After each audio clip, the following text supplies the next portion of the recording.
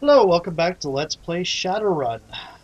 Shadowrun Hong Kong. People's lives are falling apart. There's an eldritch abomination in the neighborhood nearby, um, the district nearby, uh, the city nearby, and we're talking to people, trying to prevent their lives from going terrible. Shin is reclining against the stacks of cages as you approach, watching the display of a small triad player on the table. The triad displays the shimmering form of a dancing woman, weaving her way through a crowded club. It seems to have been filmed via a portable recorder, or possibly someone cyberized. Draped in wild clothing and scintillates with lights and holograms, the dancer slips through the crowd like living mercury. Every step and evasion is effortless. You watch the dancer weave her way up a flight of stairs, moving toward a second-floor balcony. As she ascends the stairs, her hands start to crackle with energy, and points of light trace across her neck, shoulders, and spine. In the glitter and flash of club lighting, no one else seems to notice. For a split second, she looks back at the camera's point of view, smiling seductively. Shin gestures toward the holographic display, smiling broadly. Keep watching. It's about to get good in a few seconds. The dancer arrives at the top floor, moving towards a particular table. The table's occupants, triad members judging by their tattoos, rise from where they are sitting and begin to draw weapons. Their expressions indicate they're familiar with the dancer and intend to kill her.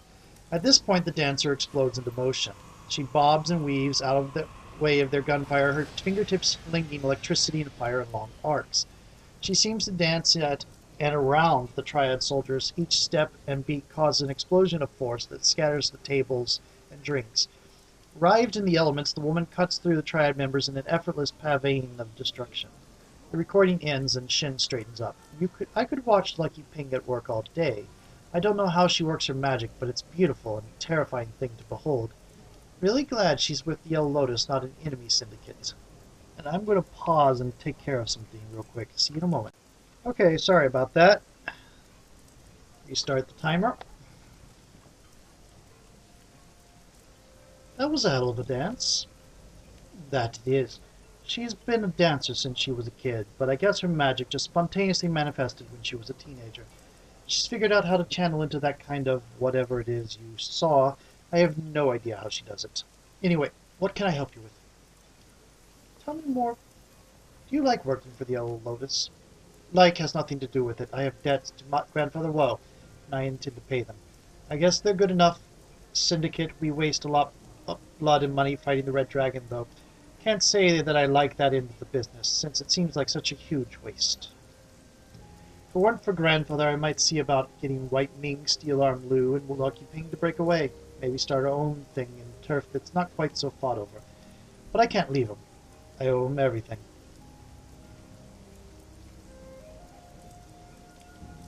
It's good to have that kind of loyalty. Shin nods in agreement. Without that kind of loyalty, what kind of people are we? We're no different than the robber barons and corrupt politicians that have made a mess of this world. You stand by your family, you fight to protect them. That's what matters. In fairness, from what I understand, the robber barons and corrupt politicians have that sometimes have that loyalty to each other. They're just a different tribe. I've heard a lot of talk between the Yellow Lotus vanguards and incense masters. They're dead set on eliminating the Red Dragon, despite the risk. When that kind of talk gets tossed around, nobody's safe. It leads to all-out warfare. Last time that happened, the White Jade Brotherhood got wiped out completely. It's just bad strategy to try to wipe them all out. It's all this old rivalry between the elders. It has nothing to do with the business end of things. Old vendettas get you killed, even if they're not yours. Tell me about your crew. With folded arms, Shin regards you with some suspicion. We are fairly private people. Generally, when I get asked a question like that, I figure it's because someone's looking for something to use against me. Shin's expression softens after a moment, however. Well, you've been a decent person so far, so I guess I can tell you some. White Ming and I started ourselves. Grandfather Woe took him to Wudang a year or two before he did the same for me. He made it clear that he expected repayment in kind. When we were old enough, and since the Yellow Lotus was his organization, we joined up. At first, it was mostly small-time stuff. Shell games on street corners, stuff like that. We picked up a new member after about 6 months, and things started to change. Freedom say? Dwarf kid, absolute murder with twin pistols. Oh, Freedom Cowboy. Probably. The kind of focus I can bring to bear in Kung Fu, that's how he shoots. His parents named him Freedom and sent him to the UCAS to live with an uncle. Guess they wanted him to be really American or something. Beyond that, there's Yang, the lawyer you saw me talking to before. The four of us do a pretty cozy business, between jobs for steel-armed Liu and kindly Cheng. It's not like we're in charge of much, but it beats starving, yeah? Show me... Okay, talk to you later. And... again? Good to see you, Noelle. What can I get you today? Okay, we've exhausted your conversation.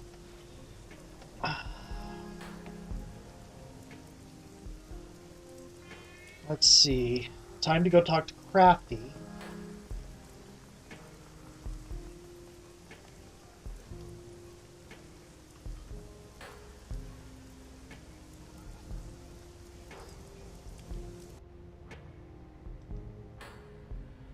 We're still there.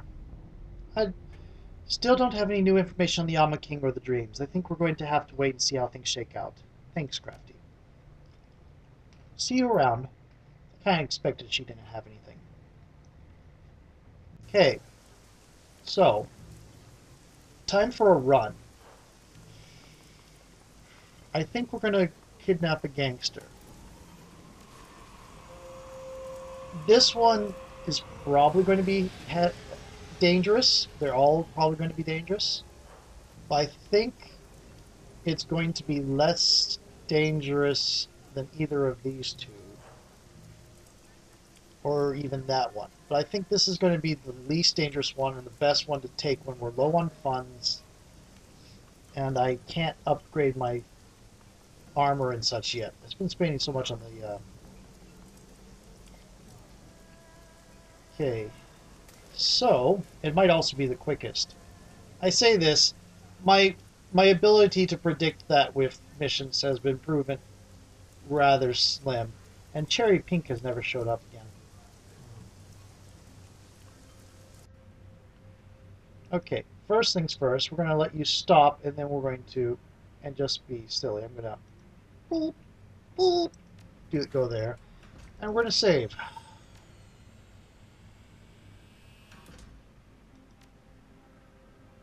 New thing. And then travel to Shangri-La to kidnap Rooster Lowe.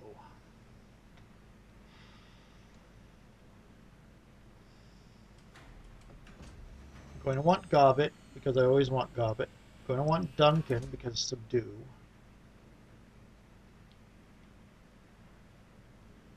Huh. Ractor? I think we'll take Ractor. Confirm.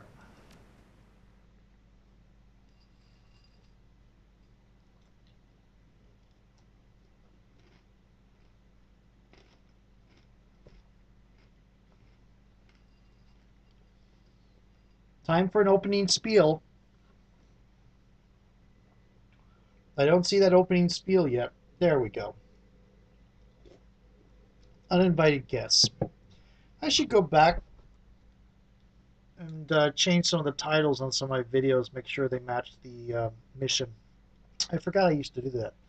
A tangle of marine decorum, restless lights, and ambrosial scents mingle atop a floating quay to accent the Shangri-La, Aberdeen Harbor's premier dining location.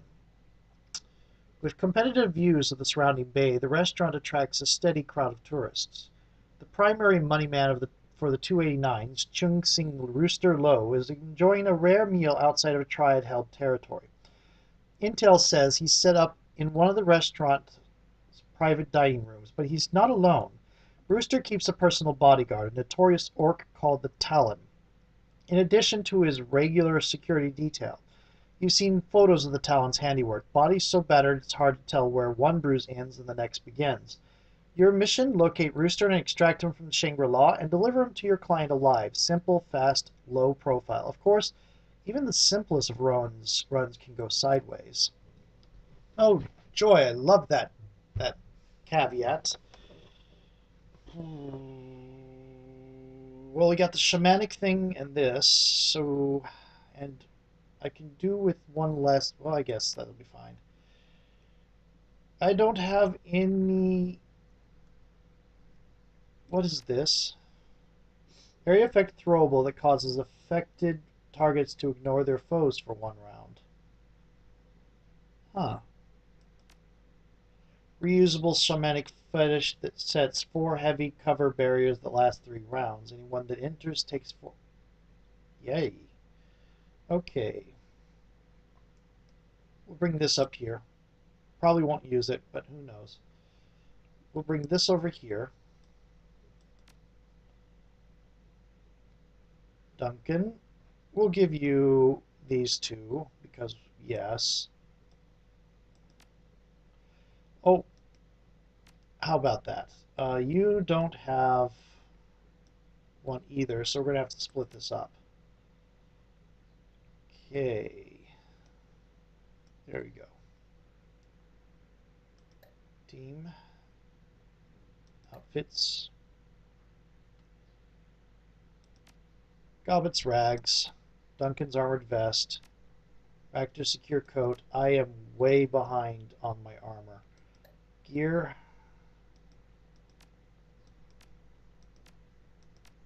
A lot of gear. Drone.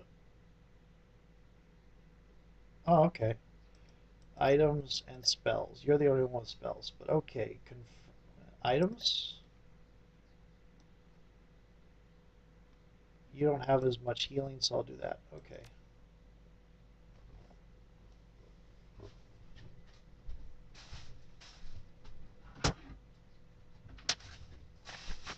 I was originally thinking I would be getting some more cyberware when I got money, but I think the priority is going to be upgrading my armor severely. You have karma available to improve your character's attributes and skills. Open the karma screen? Oh, we can at least look at it.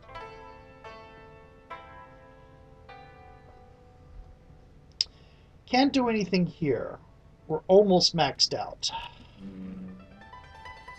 I could do a little here. That's not a bad idea. Thank you, game.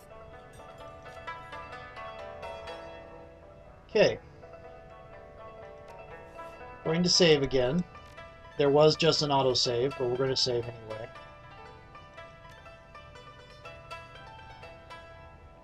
I like the fact that the rats did not abandon the sinking ship. They kept the sinking ship. Security guard. Stepping into the interior hallway of Shangri-La, you're confronted by a massive wall of troll. The restaurant's front door security. He speaks with surprising elocution. Welcome to the Shangri-La. We strive to provide our patrons with exquisite dining service experience. If you have any questions or require special accommodations, don't hesitate to speak with our staff. Yeah. Okay. Let's see. Welcome. Judging by these empty tables, your business is either tanking or food sent them all running. Small crowd. Where are all your diners? Most of our weekday business is confined to the private rooms upstairs, corporate affairs and such. He looks you up and down, frowns. Please keep in mind that any disturbances will be promptly de-escalated by our security. We reserve the right to bar service to unruly patrons. Thank you and enjoy your meal. What security? I don't see any guards around. With a puff of his chest and shake of his shoulders, the troll assumes a more aggressive posture. His face remains a mask of neutrality, despite the obvious irritation in his voice. Wuxing prides itself on having world-class security personnel. You do well to remember that the best kind of security is often hidden from sight. Oh, Wuxing. Yeah, we dealt with Wuxing security before. Pretty hard not to see that guy. Okay, he's going to get out of the way.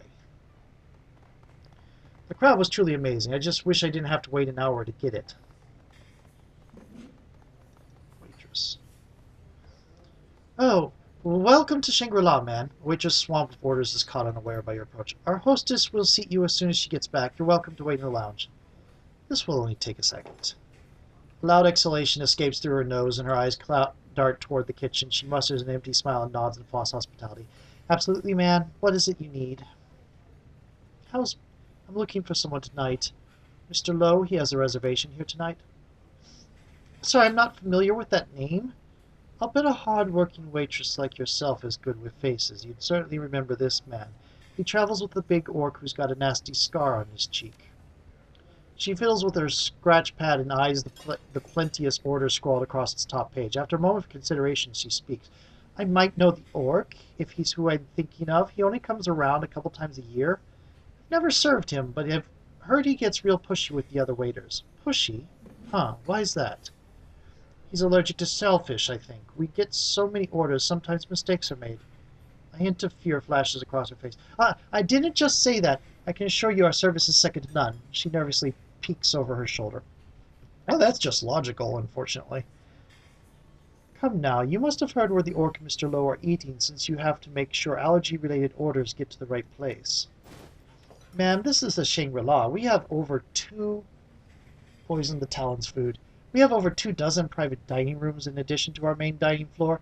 As I've said, I serve out here. Your friend could be in any of our other rooms. Now excuse me, I need to place these orders. Enjoy your meal. With that, she wheels around and marches toward the kitchen.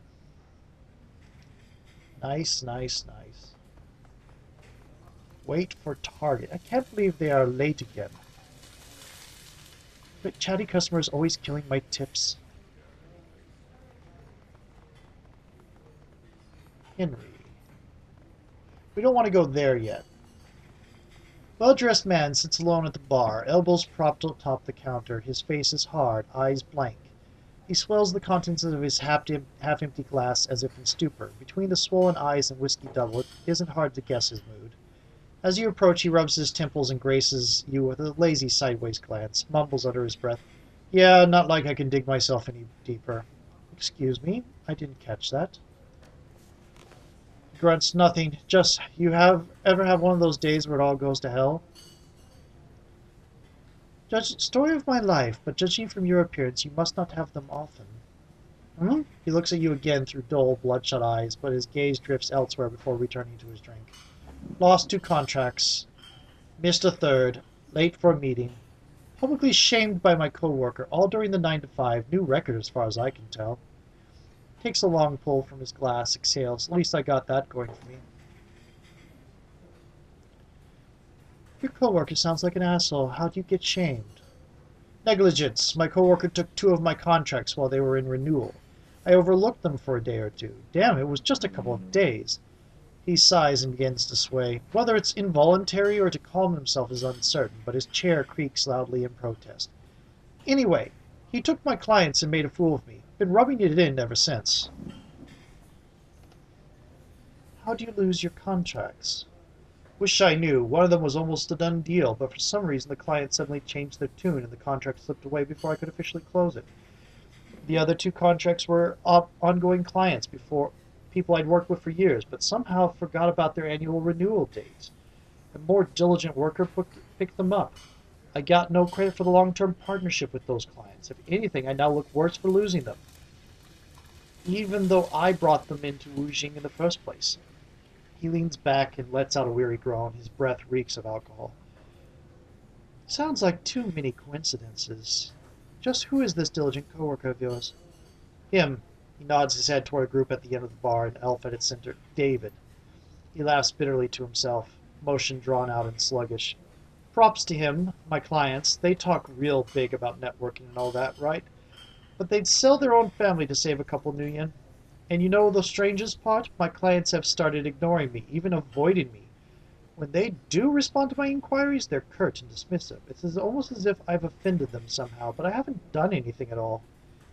His voice cracks in frustration. I'm going to see. Something's not right here. Henry lifts his shoulders in an exaggerated shrug and lets out a slow sigh. Maybe, maybe not. It's only an observation. What do I know? I'm just a rambling drunk.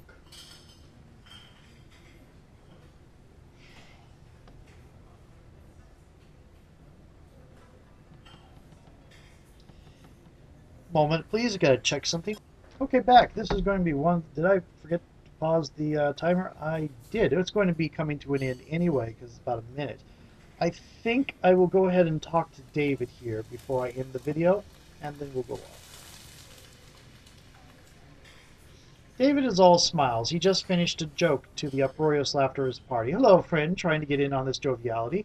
You're welcome to join us for the next round. His words bleed into each other. This isn't his first drink. Hello, friend, trying to get in on this joviality.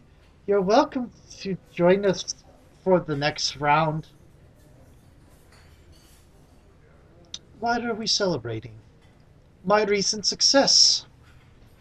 Though some hard work and a little businessly persuasion, he winks at you knowingly. I sealed 2 contracts and a third is on the way.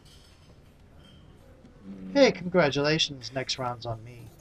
David beams. He is a real friend. Come, let's drink. He slams back a shot and hoots with satisfaction. Much appreciated. Thank you, my good woman. So, from one friend to another, how did you bag all those contracts in one day? Fresh flush fills David's cheeks. He wobbles on the spot and grins at you. It wasn't too hard, truth be told. Someone did most of the work for me. You see that poor sot down there? He gestures to Henry.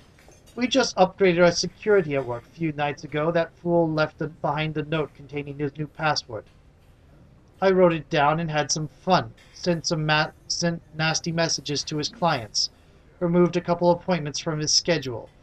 David tosses his hands in the air, spilling his drink. And boom! I'm the employee of the month. All I had to do was some damage control. But that man's clients, they're now mine. Nicely done. Very clever, my friend. His cocky smile stretches across his all-too-proud face. I thought so, too. Thank you again for the drink, friend. You have yourself a good night. Hey, Noel. These guys are right on the edge. Both blasted, one pissed, the other, well, an asshole. One word and these guys will be throwing down. That happens loud enough, security is bound to respond. Just a thought. So, going to start dealing with that in a little bit. But first, I'm going to go to a new video and check to see what my what I have. Also, save. And there's a computer lock thing there, so I'm kind of wishing I brought Isabel. But we'll get to see. Okay, see you in a little bit.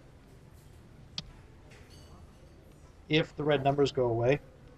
Oh, I pushed the wrong